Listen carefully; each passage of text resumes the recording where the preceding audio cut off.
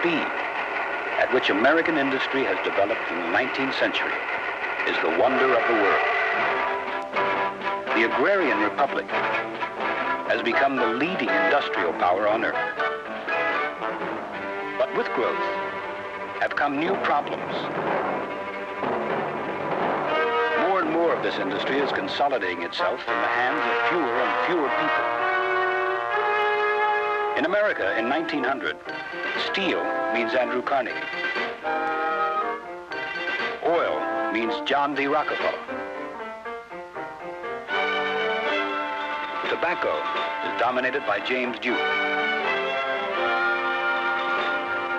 Meatpacking is controlled by Philip Armour and a small group of Chicago packers. J.P. Morgan is the nation's single most important banker. A man who reorganizes, some say remorganizes railroads, and controls more than 14,000 miles of the nation's railroad systems. The organizing genius behind some of the most powerful trusts. As America rushes forward into the 20th century, a handful of industrial giants are the lords of creation. Yet sooner than they know, their power will be challenged.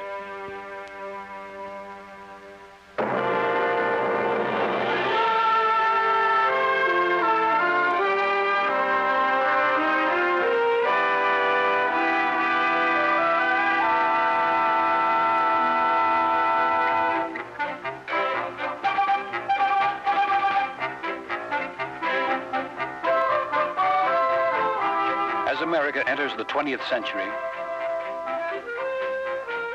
the men who rule American industry have become the most powerful, the most admired, and yet the most controversial figures in society. A handful of industrial giants are the unchallenged lords of creation. They pay no income taxes. No government agencies interfere with their methods of doing business. They are responsible only to their own consciences.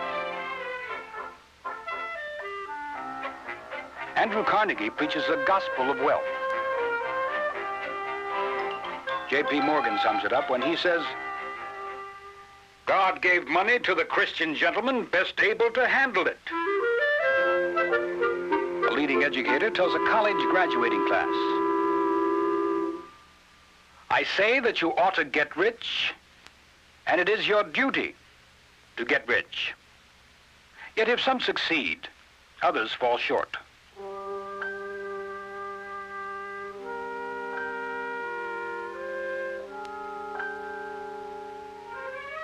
A reporter photographer, Jacob Rees, publishes a book, How the Other Half Lives, a searing indictment in words and unforgettable pictures of living conditions among the tenement dwellers.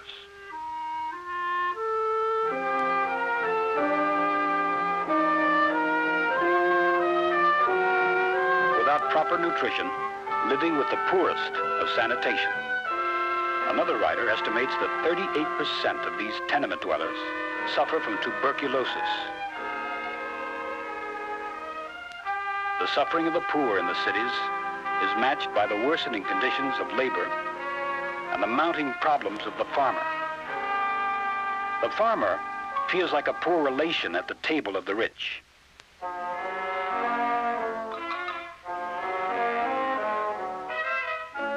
He grows the food, but by the time he pays the railroad and everybody else down the line, what he gets back is mighty little.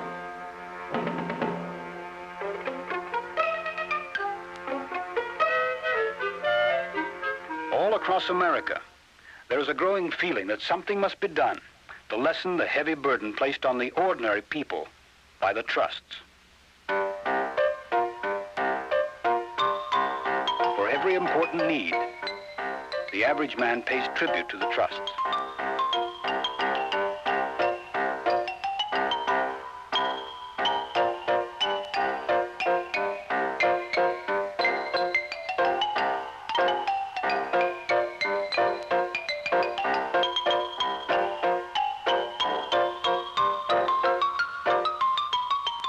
protest have led to the beginnings of reform. To check the railroad's power to set discriminating rate fares, in 1887, the Interstate Commerce Commission has been formed. In 1890, the Sherman Antitrust Law is passed, which says every contract, combination, in the form of trust or otherwise, or conspiracy in restraint of trade or commerce, is illegal. But at first, the Sherman Act is scarcely enforced. It is not invoked against the trusts, but is sometimes used against labor. The 10 years following the passage of the Sherman Antitrust Act see the formation of more trusts than ever before. In 1897, 69 new trusts are formed. In 1898, 303. In 1899, 1,208. Trusts continue to increase and to multiply until there is an entire alphabet of trusts. A trust on everything from A to Z.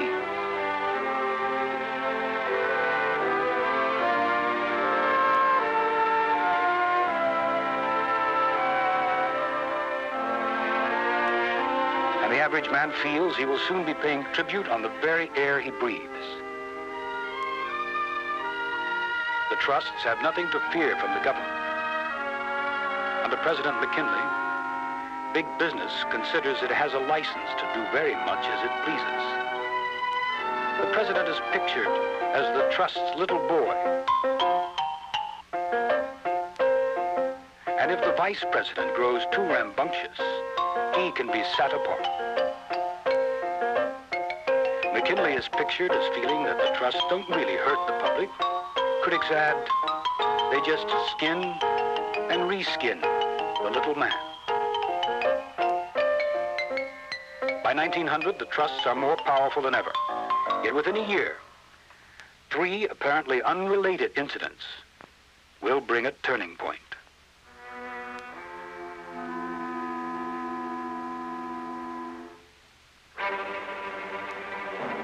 Discussions which begin secretly in this house in December of 1900 culminate a few months later in the financial pages of American newspapers. An announcement that startles the world. The banking house of J.P. Morgan has bought the steel empire of Andrew Carnegie. J.P. Morgan is forming the largest industrial organization the world has ever known, the United States Steel Corporation. Capitalized at $1,400 million, a sum greater than the combined wealth of the entire country a century earlier. The new corporation combines 12 huge steel companies, acres of ore lands, the largest iron reserves in the world, a fleet of more than 100 steamships, 1,000 miles of its own railroads. It will produce half the nation's steel, more steel than most European countries. It is the trust of trusts. And with the formation of U.S. Steel, Andrew Carnegie retires from business. From his castle in Scotland, from his other homes around the world, the former boy mill hand will devote the rest of his life to acts of philanthropy.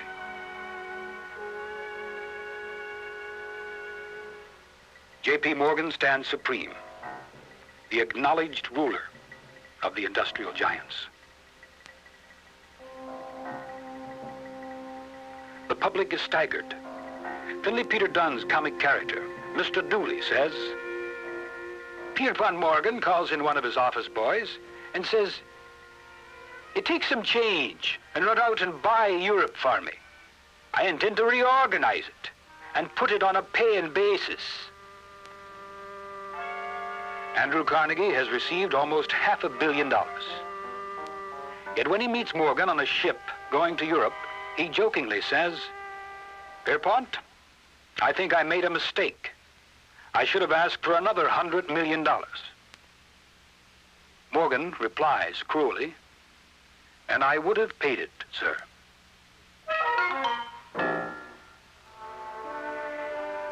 Yet while Morgan is in Europe, enjoying his triumph, a second incident takes place.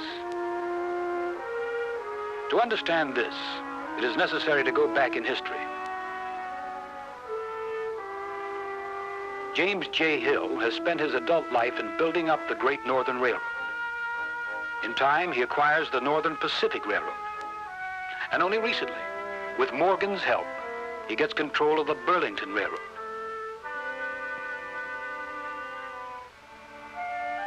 Meanwhile, Edward Harriman has taken over the plundered and bankrupt Union Pacific Railroad. By sensible economies, he has paid off its debts and put it on its feet. Later, he acquires the Southern Pacific.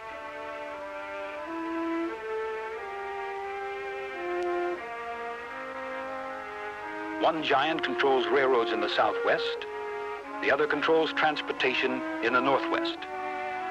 But Harriman feels he absolutely must have the Burlington to give his lines access to Chicago and the East.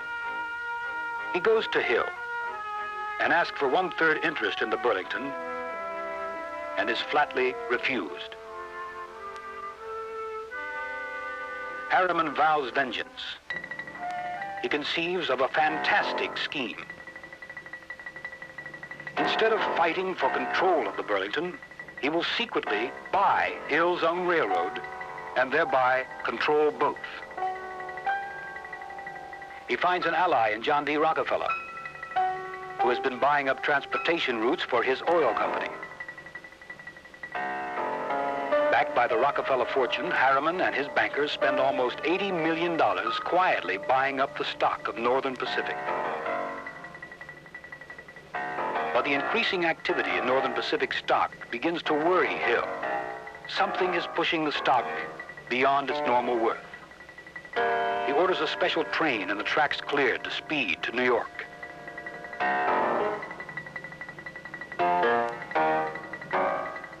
He confronts Harriman's banker and is told, "We have bought control of your railroad."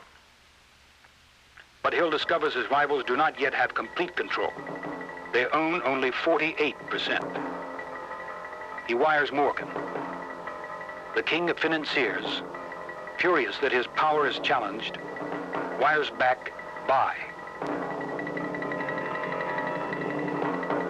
The race to control a railway empire is on. On Monday, May the 6th, 1901, the stock of Northern Pacific opens at 110 and immediately jumps 50 points. It goes to 160, 170, 200, and as the stock climbs dizzily, as the message is signaled down to all Wall Street that Northern Pacific is way beyond its normal worth, speculators begin to trade in Northern Pacific. They buy, not knowing that only 2% of the stock is available. They bet that the stock will go down. They sell short, meaning they sell what they do not have at high prices, figuring that when the stock goes down, they can deliver later at cheaper prices and pocket the difference. But the stock never does go down.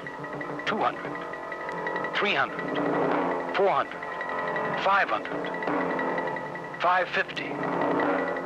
By Thursday, May the 9th, 1901, the stock of Northern Pacific reaches 1,000.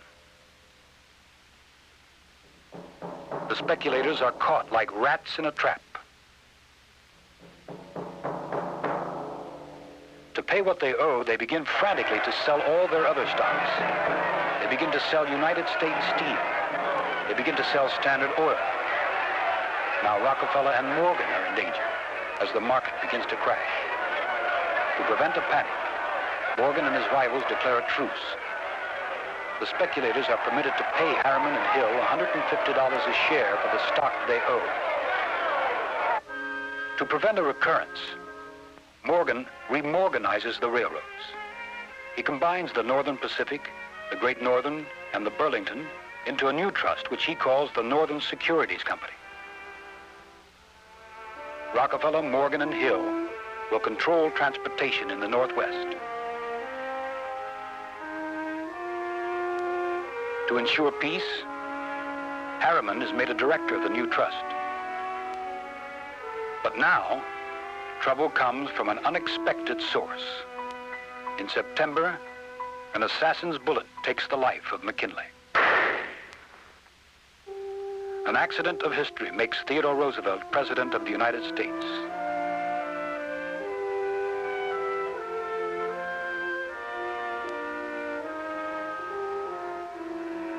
The rambunctious cowboy is in the saddle. What will his attitude be toward the trusts? Roosevelt moves cautiously.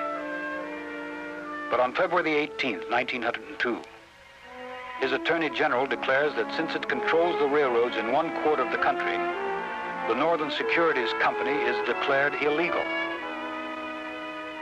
Inactive so long it is believed dead, the Sherman Antitrust Act is suddenly alive and kicking.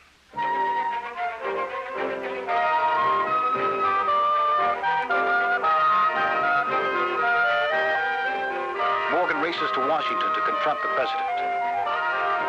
Since they are both gentlemen, surely their lawyers can straighten this out.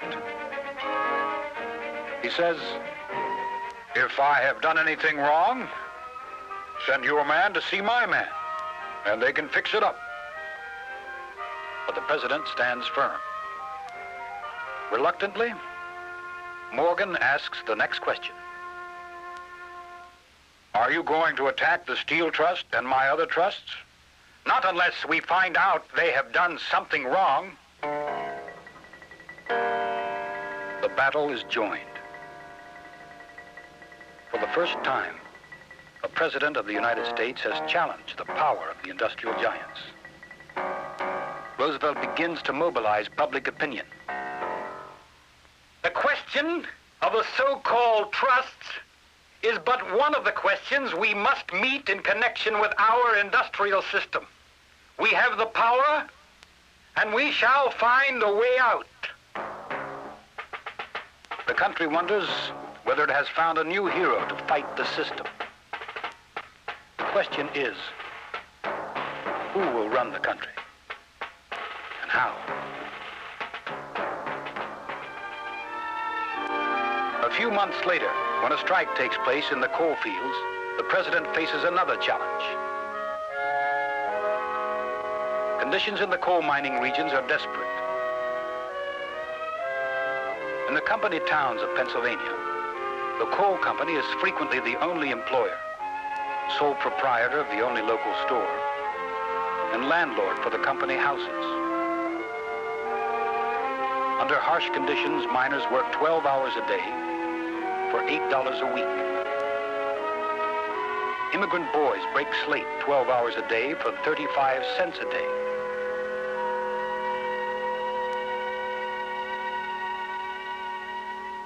When the miners strike, mine owners flatly refuse to deal with the union or its president, John Mitchell. The owners say union leaders should be arrested for being in restraint of free trade. George W. Baer, president of the mine owners, says, "The rights and interests of the laboring man will be protected and cared for not by the labor agitators, but by the Christian men to whom God in his infinite wisdom has given control of the property interest of the country." Roosevelt is powerless to act. But as coal goes from $5 a ton to more than 30, as the poor freeze for lack of coal, public resentment rises against the mine owners. The president must act. He orders the head of the mine owners and the head of the union to meet in the White House. He wires Morgan, Baer's banker, that unless a settlement is reached, he will order the army to take over the mines. For the first time, an American president has interfered on the side of labor in an industrial dispute. Theodore Roosevelt is beginning to sound a new note. The biggest corporation, like the humblest private citizen, must be held in compliance with the laws of the people. The public approves.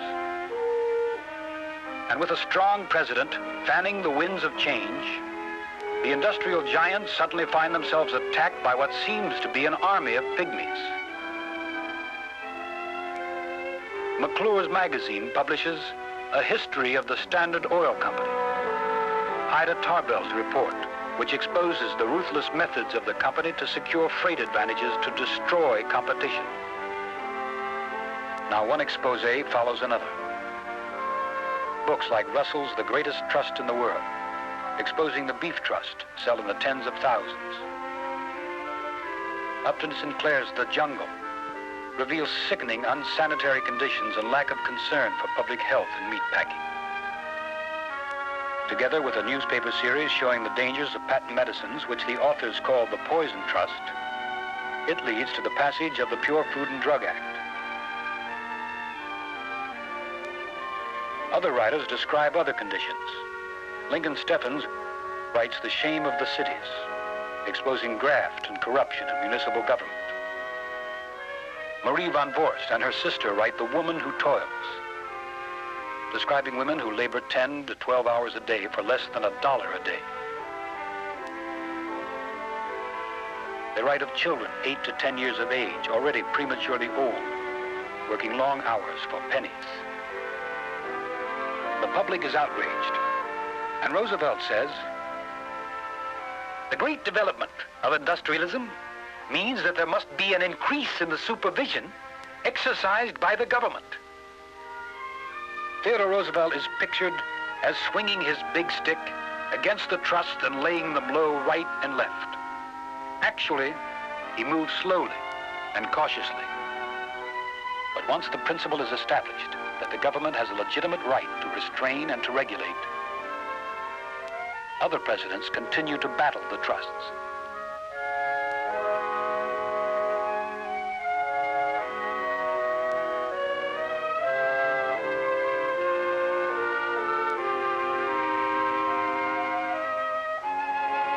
The Clayton Act is passed, which reinforces and strengthens the Sherman Act.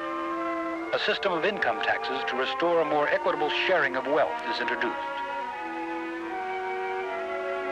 And the government challenges and finally wins its case against the oil trust.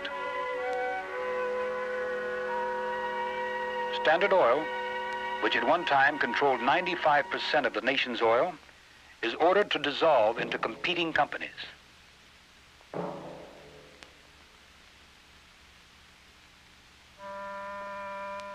As time goes on, opinions about the industrial giants shift and shift again.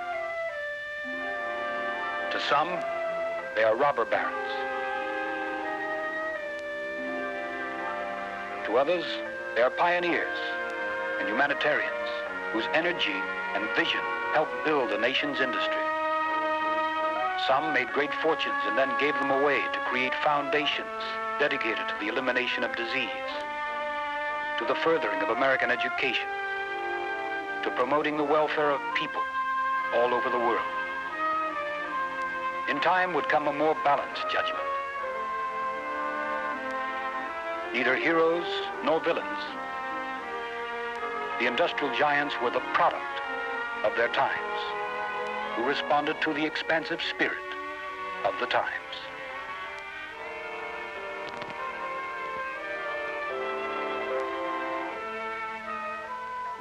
A period of unparalleled growth had been followed by a period of uncontrolled bigness. And this in turn by increasing combination and trust. Now America is discovering that she can accept neither limitless competition nor uncontrolled combination. Laws created when the nation was a tiny agrarian republic could not fit this rapid new industrialization. But new laws, proper and sensible checks and balances, would take time. As America moves forward into the 1920s, the nation is experiencing all the rewards and all the problems of greatness.